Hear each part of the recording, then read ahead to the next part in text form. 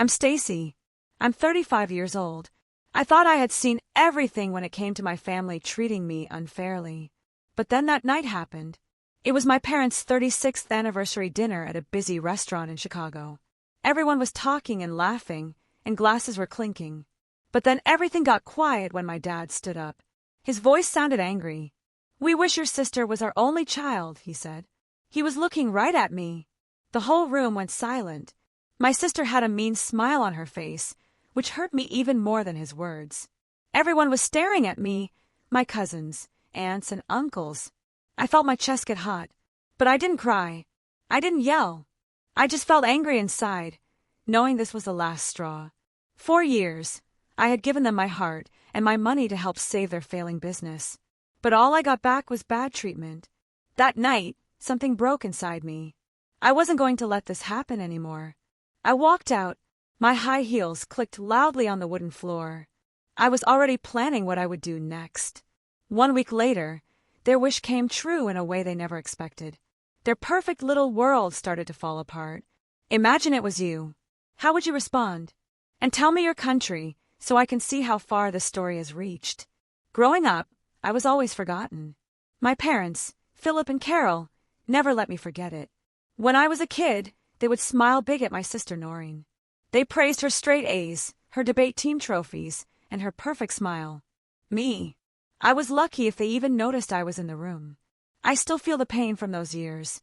Like the time I won a math competition, and they forgot to show up. They were too busy cheering for Noreen at her dance recital. Noreen loved it. She always acted like she deserved every bit of their love. It wasn't just words. The way they favored her shaped everything. Family dinners were all about Noreen's stories, her latest promotion, and her big plans. If I tried to speak, Mom would cut me off and say, "Let's hear from your sister." Dad would nod, his eyes always on her. I learned to stay quiet and swallow the hurt. But it wasn't just at home. They would show off Noreen at family gatherings while I walked behind her, invisible. Once, at a cousin's wedding, they spent the whole night bragging about Noreen's new job at a retail store. They never mentioned that I had just gotten a job as a financial manager. The real problem was their business. My parents owned a small retail store in Chicago. They sold clothes and accessories. It was their pride and joy, but it was always almost failing. They made bad decisions and paid bills late. I helped them out, not just once, but every single month. I sent them $500 from my savings without fail. I also gave them hours of free financial advice to keep the place running. I would work with numbers, talk to suppliers, and even fix their inventory system. Did they thank me? No. They would call Noreen to tell her how her marketing ideas saved the day. But her ideas were not even that good. A new sign here, a discount there. My work. Barely a nod. I wasn't stupid. I knew they used me because I was good with numbers, not because they cared. Every time I sent that $500, I would clench my teeth. I thought about the vacations I couldn't take and the apartment I couldn't upgrade. But I still did it. Why? Duty. Family. That stubborn hope that one day they would see me. I would sit in my office late at night, looking at their books and catching errors that would have cost them thousands of dollars. Meanwhile, they would be at Noreen's house, loving her latest idea for a store makeover that never happened. It wasn't just the money. It was being ignored. Once, I spent weeks fixing a tax problem for their store. The day I told them it was fixed, Mom said, "Oh, good. By the way, Noreen's planning a big sale next month." No thank you. No acknowledgement. Dad just grunted and was already calling Noreen to talk about her idea. I stood there with papers in my hand, feeling like a ghost. Another time, I suggested new accounting software to save them hours of work. They ignored it. But months later, when Noreen mentioned the same idea, suddenly it was brilliant. Noreen wasn't innocent in this. She would soak up their praise and give me a pitying look, like I was some charity case. Once, when I was 20, she joked at a family barbecue that I was lucky to be the backup kid. Mom laughed. Dad didn't correct her. That memory stuck with me, like a knife twisting, every time they put her on a pedestal. Yet I kept helping, month after month. I sent money, fixed budgets, because I thought that's what family did. Looking back, I see it clearly. They used me, not just my money, but my skills and my time. I was their safety net, the one they relied on but never respected. Every check I sent, every late-night call about their finances was me chasing their approval. But approval never came. They would take my help, then turn around and praise Noreen as if she was the one keeping their store alive. I would lie awake, staring at the ceiling, wondering why I kept trying. Duty, guilt, maybe a flicker of hope they would change. That hope died the night of their anniversary. I had spent years being their afterthought, but I wasn't going to stay that way. The restaurant was full of laughter until it wasn't. I sat at the long table, surrounded by cousins, aunts, and uncles, all dressed up for my parents' 36th anniversary. Wine glasses were clinking, and people were chatting. But the spotlight was on Noreen. A cousin leaned forward, grinning. "Noreen, I heard you're doing great in retail. Regional manager already." She nodded, her smile polished, enjoying the praise. Another relative said, "Your store's displays are amazing. You've got a real gift." I shifted in my seat, picking at my pasta. I was used to this. Mom spoke loudly. She's always had a knack for business. Dad nodded. His chest puffed out like Noreen was their greatest achievement. I listened silently as the table showered her with compliments. Her latest promotion, her creative marketing campaigns, her charm with customers. It went on and on. Nobody mentioned my work, not once. I had been managing finances for years, saving companies from failing. But here I was, invisible again. Still, I thought maybe I could say something tonight. I cleared my throat, waiting for a pause. "I've been looking at the family store's numbers," I said, keeping my voice steady. "You're losing money on overstock. If you adjust the inventory system and cut some suppliers, you could save thousands a year." I leaned forward, ready to explain the plan I had spent weeks working on, a simple way to boost their profits. The table went quiet, but not in a good way. Noreen raised an eyebrow, her lips curling into a smirk. "Inventory. That's cute," she said, her voice dripping with meanness. "Stick to your spreadsheets. I've got actual ideas." A few cousins laughed, and my stomach twisted. Mom jumped in, her tone sharp. "Sweetie, let's not bore everyone with numbers. Noreen's already planning a big summer sale." Dad didn't even look at me. He just sipped his wine and muttered, "Yeah, Noreen knows what she's doing." I felt the heat rise to my face. My hands gripped the napkin under the table. My idea, weeks of work, dismissed in seconds, like I was some intern. I tried again, forcing a smile. "It's not just numbers. I could talk to vendors again and get better deals. It would make a real difference." Noreen laughed out loud this time, a short, cutting sound. "Vendors? Please. I've got that covered. Maybe focus on your own job." Her words landed like a slap, and the table erupted in whispers. Some amused, some awkward. Mom waved her hand, dismissing me. "Let's talk about something fun. Noreen, tell them about your new ad campaign." Dad nodded, already turning to her as if I hadn't spoken. I sat back, my throat tight. The familiar sting of being overlooked settled in. Then it happened. Dad stood up, raising his glass for a toast. His eyes swept the room, stopping on Noreen, then landing on me. His voice was clear and deliberate. "To 36 years of love, family, and our pride and joy. Honestly, we wish Noreen was our only child." The words hit like a punch, sucking the air out of the room. Forks stopped clinking. A cousin gasped. Noreen didn't flinch. She smirked, her eyes locked on mine, daring me to react. Mom didn't correct him. She just sipped her wine, her face calm, like it was nothing. The silence stretched. Every pair of eyes was on me, waiting for tears or an outburst. I didn't give them that. My heart pounded, but I kept my face steady, my jaw set. Inside, I was unraveling. The years of being pushed aside came crashing down. I had spent my life trying to earn their respect, pouring my skills into their failing store, only to be erased in front of everyone. Noreen's smirk was the final straw, a silent taunt that I would never be enough. I pushed my chair back. The scrape was loud in the quiet room. "Enjoy your night," I said, my voice low but firm. I grabbed my purse and walked out. My heels clicked against the wooden floor, every step fueling a fire in my chest. Outside, the cool Chicago air hit my face, but it didn't calm the anger building inside. I had spent years swallowing their dismissals, their favoritism, their complete disregard. No more. As I stood on the sidewalk, the city lights blurring through my anger, I made a decision. I wasn't just going to walk away. I was going to end this cycle of being their afterthought once and for all. That night, I sat alone in my apartment. The sting of Dad's words, "We wish Noreen was our only child," burned in my chest, sharper than ever. Noreen's smirk, Mom's silent agreement, the table's stunned faces, they replayed in my mind, each memory fueling a decision I had been avoiding for years. I was done.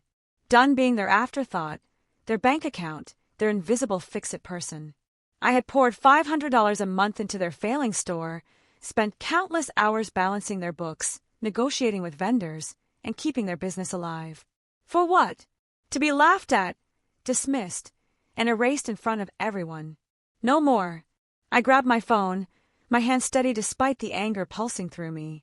I opened our family group chat, me, Dad, Mom, and Noreen, and typed a message. "I'm done helping with the store. No more money. No more advice. Good luck." I hit send, my heart racing, knowing the chaos it would cause. Within minutes, my phone lit up. Dad called first, leaving a voicemail I didn't bother to check. Mom followed with a text. "What's this about? Call me now." Noreen sent a single word. "Seriously." I stared at the screen. Their words blurred together, and I felt a strange calm. I wasn't going to answer. Not tonight. Not ever. By morning, the calls multiplied. Dad left 3 more voicemails, his tone shifting from confusion to irritation. "We need to talk about this," he said in one, as if I owed him an explanation. Mom's emails flooded my inbox.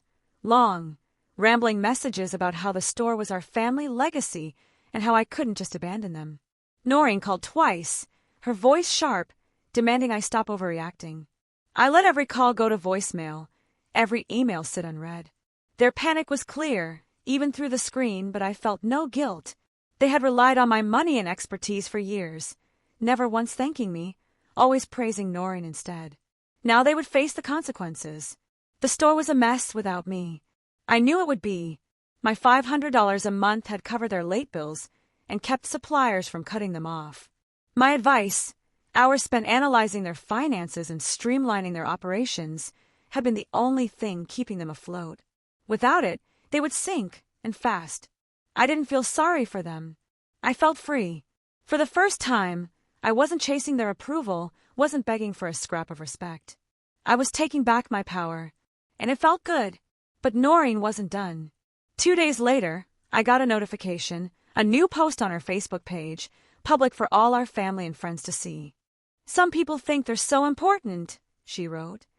"But they're just jealous and petty, stirring up drama to feel important." She didn't name me, but the message was clear. Comments poured in, cousins and mutual friends speculating, some even tagging me. Then came the private messages, people asking if I was okay, others hinting I had been difficult at work. Noreen didn't stop there. She posted again, this time about my failed relationships, claiming I was too focused on my career to keep a boyfriend. Lies, all of it. But the damage was done. My phone buzzed with notifications, each one a jab at my reputation, my job and my life. I scrolled through her posts, my jaw tight. Noreen had always been smug, but this was a new low. She was trying to paint me as the villain, the unstable one, to take attention away from their crumbling store. I could have fired back. I could have shared their dirty laundry, how they had begged for my help, how Noreen's brilliant ideas never worked. But I didn't. Responding would mean playing her game. And I was done with that. I blocked her on Facebook, muted her number, and ignored the growing pile of emails from Mom and Dad. Their desperation was their problem now, not mine. The pressure didn't let up. Dad called from a different number, leaving a message that started soft but turned sharp. "You're hurting the family," he said, as if I was the one who had humiliated them. Mom's next email was a guilt trip, claiming I was tearing us apart over a misunderstanding. Noreen sent a text in all caps. "You can't just walk away like this." I deleted it without replying. Their words didn't change my mind. They only confirmed what I already knew. They didn't care about me. They cared about what I could do for them. The store, their image, their comfort. That's what mattered. I was just a tool to them. Each ignored call, each unread message felt like a small victory. I wasn't going to let them pull me back into their cycle of dismissal, and dependence. Noreen's posts kept coming, vague jabs about ungrateful people or family betrayals. They stung, but not enough to break me. My colleagues started asking questions, pushed by her lies, but I brushed them off, focusing on my work. I was good at my job, better than Noreen ever was at hers, and I wasn't going to let her lies drag me down. Sitting at my desk, I thought about the store and how it would crumble without my help. How they would scramble to fix what I had held together for years. I didn't feel pity. I felt determined. They had pushed me too far, and now they would learn what it meant to lose me. I wasn't just walking away. I was setting the stage for their downfall. And I wasn't done yet. A week later, I boarded a flight to Florida. The decision to visit my grandfather, Henry, wasn't impulsive. It was planned. I had spent days ignoring Dad's voicemails, Mom's guilt-tripping emails, and Noreen's mean Facebook posts, each one trying to pull me back into their web. But I wasn't going back, not to their store, their drama, or their lies. I needed someone who would listen, someone with the power to change things. Grandpa was that person. He had always been fair, a quiet man who saw through lies, and I knew he would hear me out. The flight from Chicago to Tampa was just over 2 hours, enough time to practice what I would say. I landed in the humid Florida air, rented a car, and drove to Grandpa's small beachside house. He was waiting on the porch, his weathered face breaking into a smile as I pulled up. "You look like you've got something heavy to share," he said, his voice gruff but warm. I hugged him, the weight of the past week settling in my chest. We sat in his living room, the hum of an old fan in the background, and I let it all spill out. I started with the anniversary dinner. I told him how Dad stood up, glass in hand, and said they wished Noreen was their only child. How her smirk cut deeper than his words. I explained the years of being pushed aside, my ideas ignored, my contributions dismissed, all while they praised Noreen's half-baked plans. I laid out the money, $500 a month I had sent for years, straight from my savings, to keep their store afloat. I described the late nights spent fixing their tax problems, negotiating with suppliers, and streamlining their operations, only to be met with silence or scorn. Then I got to Noreen's posts, the lies about my work and my relationships, spreading like wildfire among family and friends. Grandpa listened, his face hardening with every word. His hands, rough from years of construction work, clenched into fists when I mentioned Dad's toast. "They said that in front of everyone?" he asked, his voice low, almost a growl. I nodded, pulling out my phone to show him Noreen's posts, screenshots I had saved before blocking her. "Some people think they're so important," one read, followed by comments from cousins who believed her story. Another post hinted I was unstable, dragging my career through the mud. Grandpa's eyes narrowed, his jaw tight. "That's not family," he said. "That's betrayal." He stood up, pacing the room, his anger clear. Grandpa had built a small fortune in property, land in Florida, a few rental homes, and his money was no secret in the family. He had always planned to split it between his kids, including Dad, with some for me and Noreen. But now he shook his head. "I've seen how they treat you," he said. "I thought it would get better, but this is unforgivable." He sat down, his voice steady but fierce. "I'm changing the will. They don't deserve a dime." I didn't push him. I didn't need to. Grandpa called his lawyer that afternoon, a brisk man in a suit who arrived within hours. I sat quietly as they discussed the changes. Grandpa was clear. Dad, Mom, and Noreen were out. The land, the properties, everything would go to me, with a portion donated to a local charity he had supported for years. "You've earned it," he told me, his eyes soft but firm. "Not just for what you've done, but for who you are." I swallowed hard, the weight of his words sinking in. For the first time in years, I felt seen. Grandpa didn't stop there. He asked for details about the store's finances, how much I had given, how they had relied on me. When I explained the $500 a month and my unpaid consulting, he shook his head again. "They'll crash without you," he said, not with pity, but with certainty. "Let them." I nodded, knowing he was right. The store was already on shaky ground, and without my help, they would face the tax penalties and supplier debts I had been holding back. I flew back to Chicago the next day, my determination stronger than ever. I didn't call Dad, Mom, or Noreen. I didn't check their emails or texts. The store wasn't my problem anymore. Let them deal with the audits, the overdue bills, and the mess they had ignored for years. I felt lighter, like I had shed a weight I had carried too long. Back in my apartment, I met up with my friend Kathleen, the one person who had always had my back. We grabbed coffee at a small shop near my place, and I told her everything. The dinner, Noreen's posts, my trip to Florida. Kathleen listened, her eyes wide but gentle. "You did the right thing," she said, stirring her latte. "They've been using you forever. It's time you put yourself first." Her words hit home, simple but true.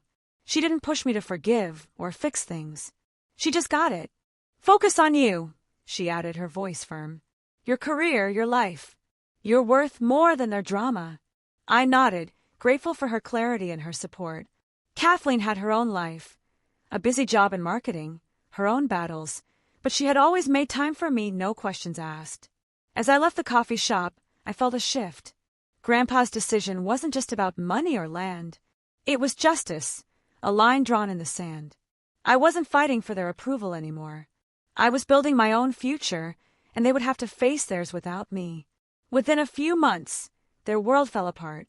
The family store, once held up by my money and advice, crumbled under the weight of its own bad management. Without my $500 each month, the bills piled up, and suppliers cut them off. A tax audit hit hard, penalties for years of sloppy bookkeeping I had warned them about. The fines were crushing, tens of thousands they couldn't pay. Dad tried to negotiate, but his charm didn't work on IRS agents. Mom scrambled to sell inventory, but it was too late. The bank took the store, and it shut its doors for good. I heard about it from a cousin, not from them. I didn't call to check in. They had made their choices. Noreen's big plans went down with the store. She had been pitching to investors, bragging about turning the store into a chain, using her so-called retail expertise to sell the idea. But with the store gone, her pitch fell flat. Investors backed out, unwilling to touch a failing business. Her reputation took a bigger hit when her Facebook posts backfired. A few relatives, tired of her smug attacks, started digging. They found out I had been the one keeping the store alive. My money, my work, not her brilliant ideas. A cousin posted a screenshot of my bank transfers, proof of the $500 I had sent monthly. The comments turned fast. "You lied about her," one aunt wrote. "She carried you all." Noreen tried to delete her posts, but the damage was done. Family and friends unfollowed her, and her colleagues whispered about her lies. She was left scrambling to save face, but no one believed her excuses. Dad and Mom faced their own downfall. Without the store's income, their debts, built up from years of poor decisions, swallowed them whole. They had taken out a second mortgage to keep up appearances, counting on my help to cover the gaps. Now, with no money coming in, they missed payments. The bank took their house, a modest 3-bedroom they had lived in for decades. They moved into a cramped apartment, their belongings stuffed into storage. Relatives who had once cheered their every word turned cold when the truth spread. An uncle called Dad out at a family barbecue saying, "You pushed her away." And for what? Mom tried to play the victim, claiming I had abandoned them, but the evidence was clear, my bank statements, my emails offering advice they had ignored. It all came out. Cousins stopped inviting them to gatherings, and their calls went unanswered. Grandpa stayed firm. He had heard about the store's collapse from a friend in Chicago, but he didn't reach out to Dad, Mom, or Noreen. I got a letter from him, handwritten, confirming the new will. "It's done," he wrote. "The land and properties are yours, with some for charity. They won't get a cent." He had cut them off completely. His signature on the document was final. I didn't feel triumph, just a quiet relief. His decision wasn't about punishing them. It was about fairness, something they had never given me. When Mom called him, begging for a meeting, he refused.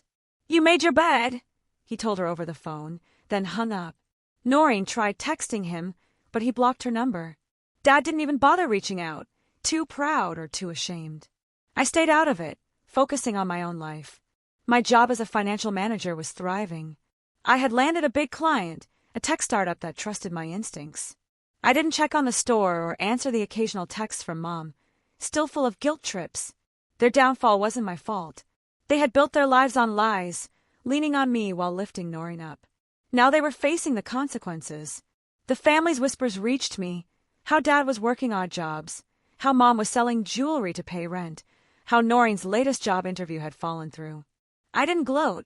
I just kept moving forward, knowing I had done what I had to do. Their collapse wasn't just financial. It was personal. The relatives who had laughed at Noreen's posts now saw her for what she was, a bully who had lied about me to save her own image. The ones who had praised Mom and Dad at the anniversary dinner now avoided them, embarrassed by the truth. The family store, once a point of pride, was a boarded-up reminder of their failure. And Grandpa's will, locked in with his lawyer, was a final line they couldn't cross. I didn't need to say a word. Their actions had spoken loud enough. While their lives unraveled, mine took shape. I threw myself into my work, pouring every ounce of energy into my career as a financial manager. The tech startup I had signed in Chicago turned into my biggest win yet. After months of late nights and sharp negotiations, I closed a multi-million-dollar contract to manage their finances, streamlining their budget and saving them from a risky expansion. My boss called me into her office, a rare smile on her face. "You're going places," she said, hinting at a promotion to senior manager. The raise that came with it wasn't just money. It was proof I didn't need my family's approval to succeed. I was building something real, something mine. Outside of work, I carved out a new life, one that didn't revolve around their drama. Kathleen became my rock, always there with a quick text or a coffee date to keep me grounded. We would meet up at our favorite diner, splitting pancakes and laughing about her latest marketing campaign or my awkward client meetings. Her support wasn't loud or flashy. It was steady, the kind that made me feel I wasn't alone. Then there was my boyfriend, Brian, a structural engineer I had met at a networking event. He was different from anyone I had dated, quietly confident, with a dry sense of humor that caught me off guard. Our first date was at a small jazz club where he admitted he had only come to the event to avoid another night of grading blueprints. By our third date, we were planning weekend hikes, talking about everything from bridge designs to my dreams of starting my own consulting firm. Brian didn't know the full story of my family at first, but I opened up over time. I told him about the anniversary dinner, the years of being pushed aside, the way Noreen's lies spread online. He listened, his hand steady on mine, and didn't try to fix it with empty advice. "You're stronger than they'll ever know," he said once, his voice low but certain. It wasn't just words. It was the kind of belief I had never gotten from Dad, Mom, or Noreen. With Kathleen and Brian, I built a circle that felt like home, not a battlefield. I didn't reach out to my parents or Noreen, and they didn't try to contact me either. A cousin mentioned they were struggling, Dad picking up shifts at a warehouse, Mom selling crafts online, Noreen bouncing between retail jobs. I didn't feel sorry for them. They had had years to treat me like family, to value what I brought to the table. But they chose to lift Noreen up and tear me down. Their silence now was just another choice, one I was done letting hurt me. Grandpa sent me a postcard from Florida, a short note saying he was proud of me. It was enough. I didn't need their apologies or their excuses. I needed people who saw me for who I was. The lesson hit me hard, but it was clear. Cherish the people who truly love you, not the ones who use you. For years, I had chased my family's respect, thinking if I gave enough money, time, effort, they would see my worth. But they didn't. They took and gave nothing back. Kathleen, Brian, Grandpa, they were the ones who mattered, the ones who showed up without strings attached. That truth changed how I moved through the world. I stopped seeking approval from people who would never give it and started investing in those who did. My life wasn't perfect. Work was demanding, and some days I doubted myself, wondering if I had pushed my family away too harshly. But then I would remember Dad's toast, Noreen's smirk, Mom's silence. I would remember the years of being invisible, the lies they spread to protect their own image. I wasn't the villain in their story. I was the one who had walked away to save myself. And I was better for it. My apartment, once a place of late-night stress, became a safe space filled with Brian's laughter and Kathleen's bad jokes. My career, once a way to prove myself, became a source of pride, proof of what I could do when I stopped carrying their weight. Thanks for listening to my story. What would you do if your family treated you this way? Drop it in the comments and subscribe.